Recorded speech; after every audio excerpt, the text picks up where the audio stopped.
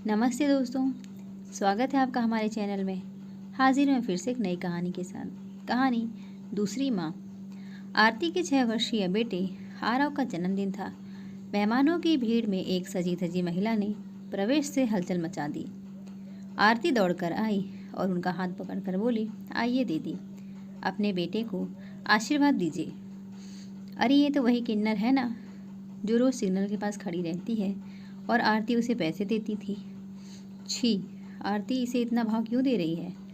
Mrs Verma नाक बहुत सिकोड़ती हुई घृणात्मक लहजे में आरती की सहेली पूजा से बोली। आरती बोली, क्योंकि वो आरव की दूसरी माँ है। दूसरी माँ? मिसेज वर्मा ने आश्चर्य से पूछा। हाँ, दूसरी माँ, आरती बोली। आपको याद है पिछले साल आरती का एक्सीडेंट हो गया था? हाँ याद है। वो आरव को लेकर, आपने सही कहा, वो आरव को स्कूल लेकर वापस आ रही थी। सिग्नल को क्रॉस कर रही थी कि सामने से आती एक मोटरसाइकिल ने उसकी स्कूटी को टक्कर मार दी। आरती को तो थोड़ी सी खरोच आई थी, लेकिन आरव उछलकर एक पत्थर पर जा गिरा था। उसके सिर से खून बहने लगा था। भीड़ तो देखने के लिए जमा हो गई थी, लेकिन मदद के लिए कोई नहीं। आरती रोती हुई हेल्प हेल्प पुकार रही थी। तभी सिग्नल पर खड़ी इसी किन्नर ने एक ऑटो रिक्शा बुलाया और अपने साथियों की मदद से आरती आरव को बिठाकर हॉस्पिटल ले गई थी। पूरे रास्ते वह आरव के सिर को अपने आंचल से बांधे हुए थी कि खून ना बहे। आरती को आरव के पास ही बैठे रहने को कहकर डॉक्टर से बात करना, दवा इंजेक्शन लाना, सारी भागदौड़ इन्होंने खुद ही की थी। यही नहीं, आरव के ब्लड ग्रुप नहीं मिल रहा था। आरती के रिश्तेदारों ने भी अपना हाथ पीछे खींच लिया था। तब इन्होंने हिचकते हुए उससे पूछा था, क्या मैं? उनका ब्लड मैच होते ही आरती तो उनके पैरों पर गिर पड़ी थी।